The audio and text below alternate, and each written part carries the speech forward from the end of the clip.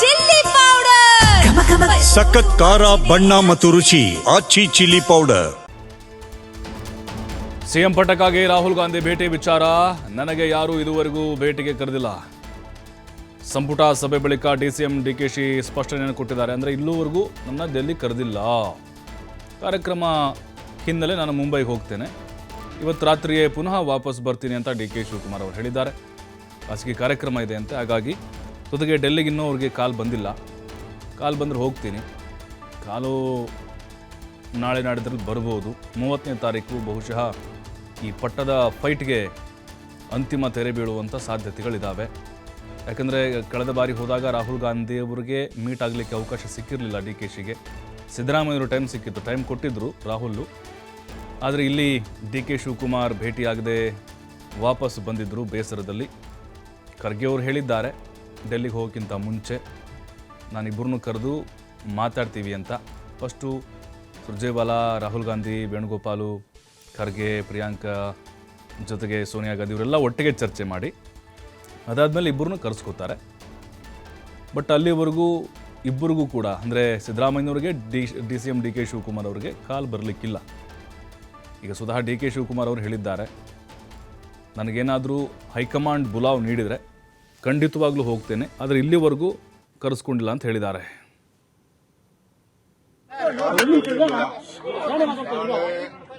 ಇಂದಿರಾ ಗಾಂಧಿ ಸ್ಥಾಪನೆ ಮಾಡಿದಂತ 50 ವರ್ಷದ ಅಂಗನವಾಡಿ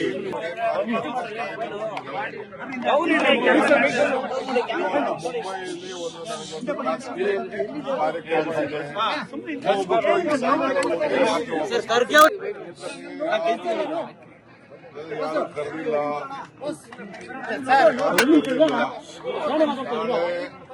ಇಂದಿರಾ ಗಾಂಧಿ ಸ್ಥಾಪನೆ ಮಾಡಿದಂತ 50 ವರ್ಷದ ಅಂಗನವಾಡಿ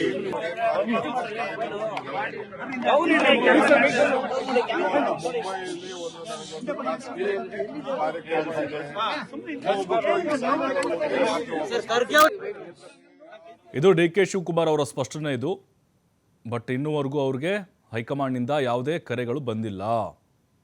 ಸದ್ಯಕ್ಕಂತರೂ ಬರೋದೇ ಇಲ್ಲ. ಇದೇ ತಿಂಗಳ ಒಳಗಡೆನೆ ಎಲ್ಲದಕ್ಕೂ ತೆರೆ ಬೀಳ್ಬೋದು ಅಂತ ಅಂದ್ಕೊಂಡಿದ್ದಾರೆ. ಆದರೆ ತೆರೆ ಬೀಳುವಂಥ ಸಾಧ್ಯತೆಗಳು ಕಾಣಿಸ್ತಾ ಇಲ್ಲ. ಡಿ.ಕೆ. ಶಿವಕುಮಾರ್ ಅವರಿಗೆ ಬೇಸರ ಇದೆ. ಯಾಕಂದರೆ ಅವತ್ತು ಡೆಲ್ಲಿಗೆ ಹೋದಾಗ ರಾಹುಲ್ ಗಾಂಧಿಯವರು ಡೆಲ್ಲಿಲಿದ್ದರೂ ಕೂಡ ಸಿದ್ದರಾಮಯ್ಯವ್ರಿಗೆ ಅವಕಾಶ ಕೊಡ್ತಾರೆ, ಇವ್ರಿಗೆ ಅವಕಾಶ ಕೊಟ್ಟಿಲ್ಲ. ಅದೊಂದು.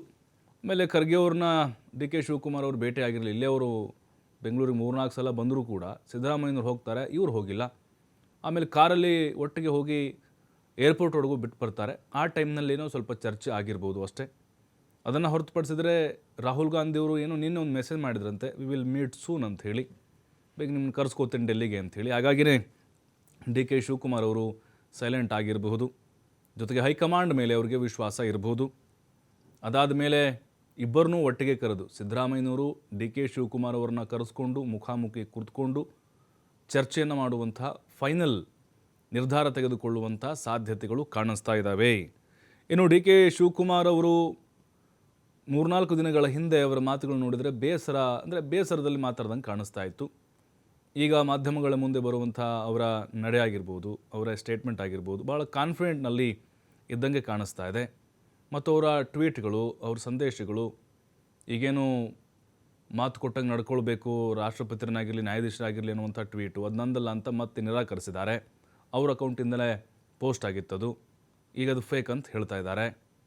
ಹಾಗಾಗಿನೇ ಡಿ.ಕೆ. ಶಿವಕುಮಾರ್ ಅವರು ತಮ್ಮ ಎಲ್ಲ ಪ್ರಯತ್ನಗಳನ್ನು ಈಗ ಮುಂದುವರಿಸ್ತಾನೇ ಇದ್ದಾರೆ. ಇನ್ನೊಂದು ಕಡೆ ಶಾಸಕರು, ಸಚಿವರ ಬೆಂಬಲವನ್ನು ಪಡಿತಾನೇ ಇದ್ದಾರೆ.